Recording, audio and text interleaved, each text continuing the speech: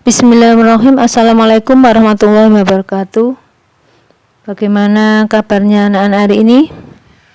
Setelah kita 2 hari libur, tidak ada pelajaran, hanya ada lomba. Sekarang kita pelajaran SKI pada hari ini kita akan melanjutkan pelajaran yang kedua, bab 2, yaitu ketabahan Nabi Muhammad SAW dan para sahabatnya dalam berdakwah. Persiapkan dulu anak-anak bukunya, kitabnya dibuka halaman 15. Sudah semua ya? Kalau sudah kita mulai. Namun sebelum kita mulai, marilah kita berdoa. Bismillahirrahmanirrahim. Rabbi zidni ilma warzuqni fahma. Ya Allah, tambahkanlah ilmu kepadaku dan beri aku pemahaman. Amin, amin ya rabbal alamin. Baiklah anak-anakku sekalian, untuk pelajaran hari ini, tujuan dari pembelajaran hari ini yaitu agar anak-anak setelah memperhatikan pembelajaran kita, anak-anak bisa menjelaskan ketabahan Nabi Muhammad SAW. 2, dapat menjelaskan ketabahan para sahabat Nabi Muhammad SAW dan meneladani ketabahan Nabi Muhammad SAW serta meneladani ketabahan para sahabat Nabi Muhammad SAW.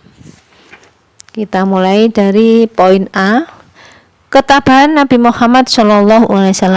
Sudah semua ya, semuanya disimak, kemudian yang dianggap penting digarisbawahi. Udah ya, kita mulai. Ketika orang-orang kafir Quraisy melihat satu persatu penduduk Mekah masuk Islam dan merasa agama nenek moyang mereka serta penyembahan berhala mulai terancam,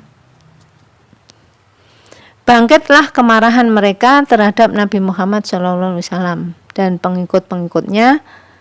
Banyak pengikut beliau yang menjadi sasaran penyiksaan di luar peri kemanusiaan, terutama terhadap pengikutnya dari golongan rendah seperti para budak. Tetapi terhadap beliau sendiri, mereka tidak berani melakukannya secara fisik karena beliau dilindungi pamannya yang bernama Abu Thalib. Selain itu, beliau juga disegani karena berasal dari keturunan Bani Hashim. Jadi Nabi Muhammad itu keturunan dari Bani Hashim yang mempunyai kedudukan serta martabat tinggi dalam masyarakat Quraisy. Sudah jelas ya. Kaum Quraisy mengira kekuatan Nabi Muhammad SAW terletak pada pamannya Abu Thalib. Oleh karena itu, pada suatu ketika beberapa pemuka Quraisy mendatangi Abu Thalib. Mereka meminta agar dia menghentikan segala kegiatan Nabi Muhammad SAW. Dalam mendakwahkannya agama Islam seraya berkata, "Wahai Abu Thalib, hendaklah engkau mulai hari ini melarang keponakanmu Muhammad dari mencela Tuhan-Tuhan kami. Jika tidak, maka kami akan memusuhimu dan memusuhi dia. Bahkan dia perlu, kami akan membunuhnya." Itu kafir Quraisy tadi. Tuntutan mereka itu ditolak oleh Abu Thalib. Mereka pulang dan tidak berhasil membujuk Abu Thalib. Merasa tuntutannya tidak berhasil, maka mereka datang kembali menemui Abu Thalib untuk menyatakan bahwa mereka tidak akan membiarkan perbuatan Nabi Muhammad.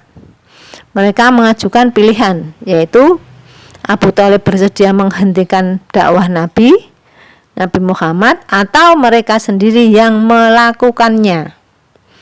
Mendengar ancaman itu, Abu Thalib sangat khawatir dan terjadi perpecahan dan permusuhan di antara kaumnya. Namun dia tidak sampai hati jika harus melarang keponakannya Abu Thalib. Abu Thalib memanggil Nabi Muhammad seraya berkata, "Wahai anak saudaraku, mulai saat ini adalah engkau menghentikan penyiaran Islam. Jagalah diriku dan dirimu. Janganlah aku dibebani dengan suatu perkara di luar dari kesanggupanku. Berhentilah dari mengajak manusia untuk meninggalkan berhala-berhala itu." Kemudian mendengar permintaan Abu Thalib, Nabi Muhammad mengira pamannya sudah tidak bersedia melindungi lagi. Beliau menjawab dengan tegas, "Wahai pamanku, demi Allah, seandainya mereka meletakkan matahari di tangan kananku dan bukan di tangan kiriku, agar aku meninggalkan dakwah agama ini, tidaklah pernah aku meninggalkannya hingga Allah memenangkannya atau aku hancur binasa karenanya. Beliau menangis. Siapa yang menangis? Abu Thalib, dan berbalik meninggalkan pamannya. Oh, Nabi Muhammad yang menangis. Tetapi Abu Thalib memanggilnya dan berkata, "Pergilah dan teruskan perjuanganmu. Demi Allah, aku tidak akan menyerahkan kamu karena suatu alasan apapun selama-lamanya." Jawaban Nabi Muhammad yang begitu tegas ini sangat menunjukkan bahwa beliau benar-benar seorang yang sangat teguh memegang prinsip dalam memperjuangkan kebenaran. Setelah cara ini gagal, kaum kafir Quraisy menugaskan Utbah bin Rabi'ah untuk membujuk Nabi Muhammad agar beliau menghentikan dakwahnya. Utbah menawarkan sebagai macam kesenangan duniawi, seperti kedudukan dan kekayaan, yang akan menjadikan beliau satu-satunya orang yang paling berkuasa di kota Mekah. Akan tetapi semua bujukan itu ditolak oleh Nabi Muhammad. Karena bukan untuk itu beliau berdakwah, beliau hanya menginginkan agar seluruh umat manusia menyembah kepada Allah. Setelah kafir Quraisy kehabisan cara untuk menghalangi dakwah Nabi Muhammad, akhirnya mereka sepakat untuk memboikot beliau. Kaum muslimin, seluruh keluarga Bani Hashim dan Bani Muthalib, baik yang telah masuk Islam maupun yang tidak, alasan pemboikotan ini karena mereka tidak mau menyerahkan Nabi Muhammad SAW. Pemboikotan ini berlangsung selama 3 tahun. Seluruh bangsa Arab dilarang mengadakan suatu hubungan apapun dengan keluarga Bani Hashim, Bani Muthalib, dan kaum muslimin, baik hubungan jual beli, silaturahmi, atau perkawinan. Keputusan mereka itu ditulis dan digantungkan di Ka'bah. Dengan pemboikotan tersebut, Nabi Muhammad dan seluruh orang Islam beserta keluarga Bani Hashim dan Bani Muthalib diasingkan di bagian utara kota Mekah dan dijaga ketat oleh orang Quraisy, sehingga tidak dapat berhubungan dengan masyarakat Mekah lainnya. Tempat pengasingan mereka itu dikenal dengan nama Sikib Abu Thalib. Sikib Abu Thalib, dan oleh sebagian orang tempat itu dijuluki dengan Lembah Maut. Akibat pemboikotan itu, kaum muslimin, keluarga Bani Hashim dan keluarga Bani Muthalib sangat menderita.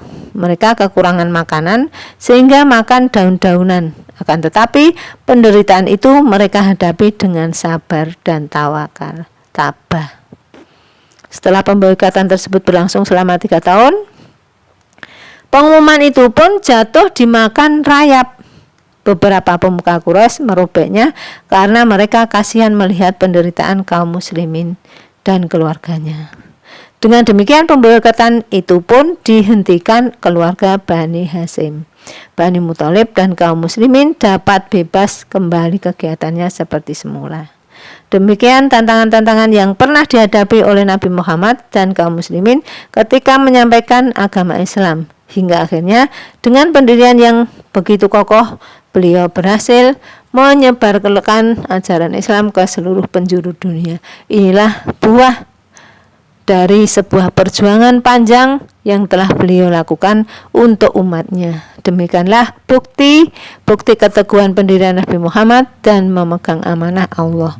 Apakah kamu bisa mengikuti jejak beliau? Memegang teguh, tetap belajar dengan giat, tidak pernah putus asa dalam meraih cita-cita, tetap semangat dalam belajar, selalu rajin belajar dan bekerja, tidak malas-malasan, adalah tanda dari nilai-nilai yang dapat kamu petik dari kisah-kisah ini. Sudah jelas ya? Jadi anak-anak jangan malas-malas dalam belajarnya, seperti perjuangan Nabi Muhammad. Kita juga berjuang dalam meraih cita-cita kita sehingga kita akan tercapai apa yang kita harapkan. Sudah jelas ya? Kalau sudah jelas, pertemuan hari ini Bu Guru akhiri sampai di sini dulu. Wassalamualaikum warahmatullahi wabarakatuh.